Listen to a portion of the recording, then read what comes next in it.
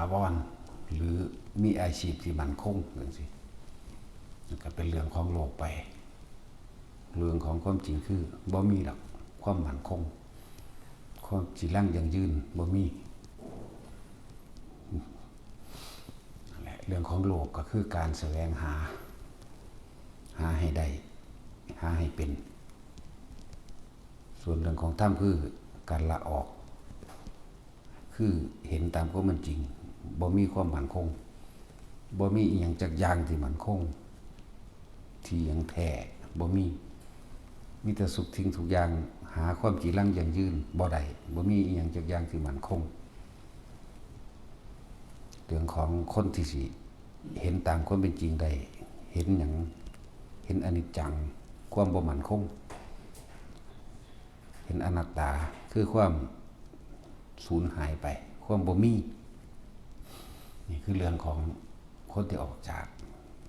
ธรรมบ่ว่าฝ่ายเลวบ่ว่าฝ่ายดีเฮาต้องอยู่เหนือทั้งเลวทั้งดีนั่นแหละทั้งผิดทั้งถูกทั้งบุญทั้งบาปอยู่เหนือนั่นแหละบ่ให้ยึดหยังจักอย่างสิ่งทั้งหลายทั้งปวงบุคคลสัตว์สิ่งของผ่านเข้ามาทั้งตาหูจมูกลิ้นกายผ่านเข้ามาแล้วก็ผ่านไปแต่เฮาบ่เก็บไว้เฮาก็บ่ได้ทุกข์กับมันเฮาก็บ่ได้แบกกับมันมีแต่สิ่งใดสิ่งหนึ่งเกิดขึ้นเป็นธรรมดากระทบรู้สึกทางกายแล้วก็แค่ผ่านไปบ่เก็บเอาหยังไว้จักอย่างอย่างว่าโดยสิออกจากโลกธรรมทั้งเบิดนี่ก็ต้องเห็นตามความเป็นจริงว่าบ่มีอีหยังมั่นคงมีแต่อนิจจังบ่เที่ยงแท้แน่นอนจักอย่าง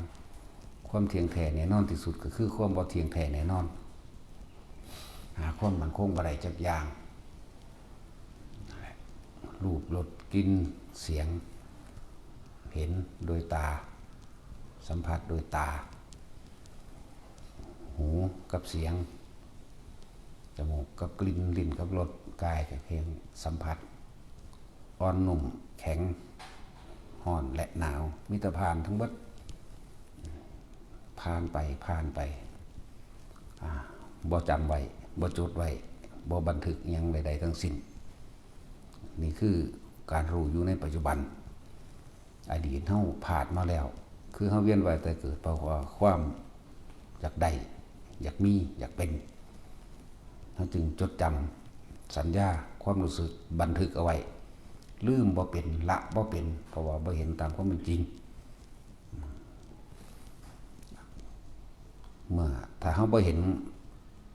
ความจริงแต่เฮาบ่เห็นสัจจะอนิจจังทุกขังอนัตตาสัจจะเกิดดับสัจจะสิ่งทั้งหลายทั้งปวงมีความเกิดเป็นธรรมดามีความแตกดับเป็นธรรมดาแต่คนบ่มีสัจจะอย่าคิดว่าเฮ็ดหยังสำเร็จ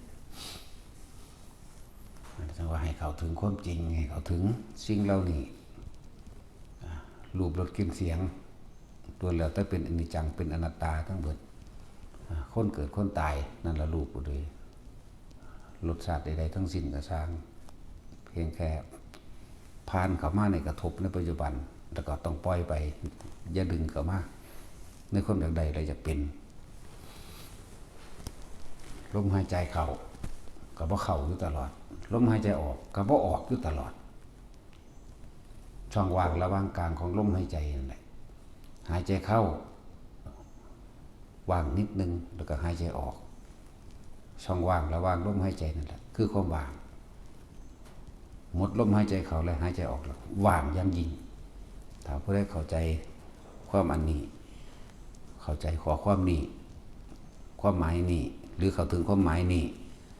ลมหายใจเข้าแล้วก็ลมหายใจออกอยู่ระหว่างเครื่องกลางของลมหายใจเข้าออกถ้าผู้ใดเข้าใจขอความนี้แล้วก็หมดลมหายใจเข้าและหมดลมหายใจออกว่างกายนี่ก็ว่างใจก็ว่างนั่นแหละฝึกเอามันอยู่ในระหว่างลมหายใจเข้าและหายใจออกนั่นแหละความว่างก็ดีความบ่มีอีหยังเลยแต่ว่าต้องเข้าใจคำว่าปัจจุบันลมเข้าปัจจุบันลมออกปัจจุบันเบิดลมเข้าปัจจุบันเบิดลมออก ก็ว่างตัวเพราะว่าความคิดของเฮาบ่ไปตั้งอยู่บ่ไปคิดถึงบ่ไปคิดถึงบุคคลนั้นหลากหลายบุคคลสัตว์นั้นหลากหลายสัตว์สิ่งของนั้นต่างๆบ้านรถเลือกสวนไรหน้าต่างๆนั่นบุคคลสัตว์ต่างๆหมูหมากาไก่ปลาปูนกนั่นแหละบุคคลสัตว์สิ่งของถ้าเฮาบ่นำเขามาคิดแต่ว่าเฮาคิดถึงเฉพาะลมหายใจเข้ากับลมหายใจออกช่องว่างระหว่างลมหายใจเข้ากับลมหายใจออกทำหมดลมหายใจเข้าแล้วลมหายใจออกว่างนำกันเบิดเลย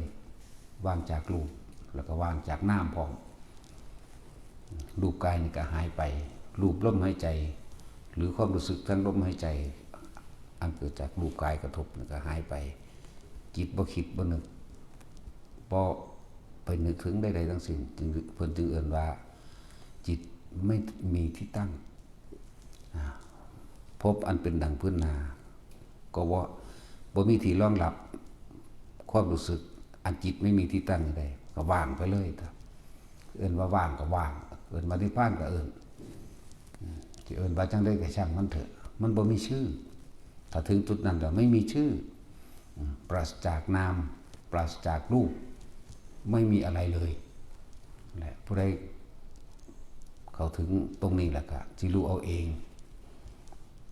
ได้แต่อุปมาอุปไมยให้ฟังเท่านั้นแหละ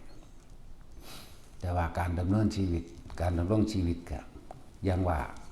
ภาษาหากินซ้ำตายสัตว์หากินซ้ำตายคนหากินซ้ำตายเทวดาเกิดไปหากินซ้ำตายทุกสิ่งทุกอย่างหากินซ้ำตายบ่มีอีหยังกี่ลังอียืนจักอย่างดอก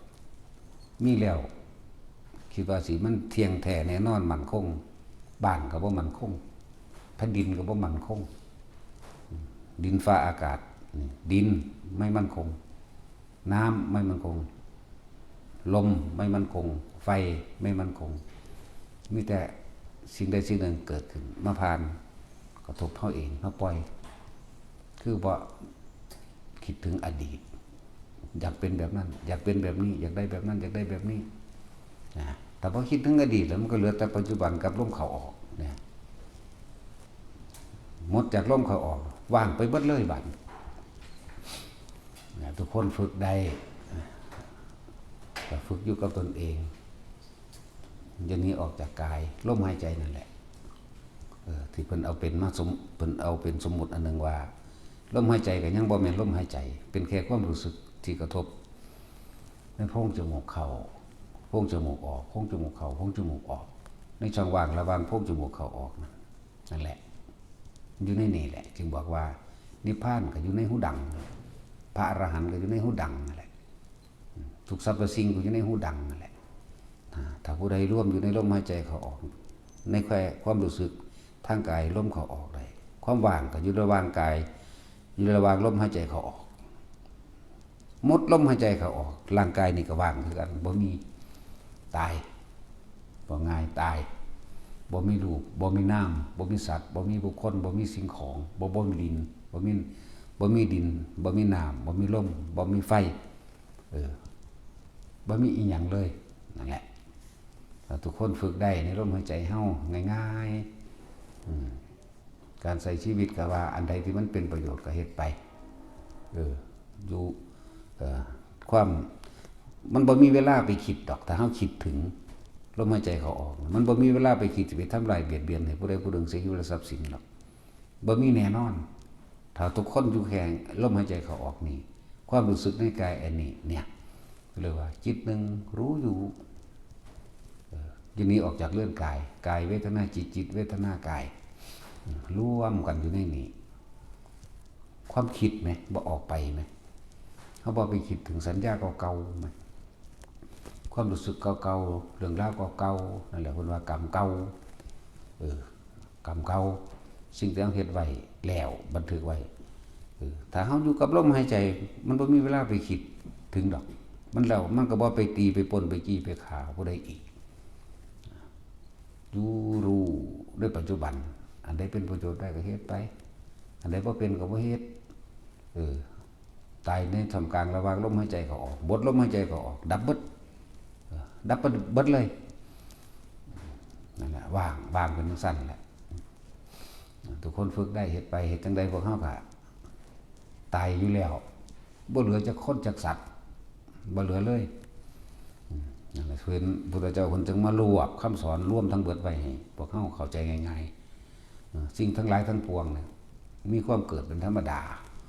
มีความดับเป็นธรรมดาอันเราไม่ควรเข้าไปยึดมั่นถือมั่นนี่นะนี่แต่ปล่อยผ่านทั้งนั้นเลยคนร้อยคนพันคนล้านคนก็ผ่านหมดรูปรสกลิ่นเสียงทั้งหลายนับประมาณบ่ได้ปล่อยผ่านหมดถ้าเขามีสติระลึกรู้อยู่กับลมเข้าออกเขาก็มีความรู้สึกอยู่ในกายเขาเอง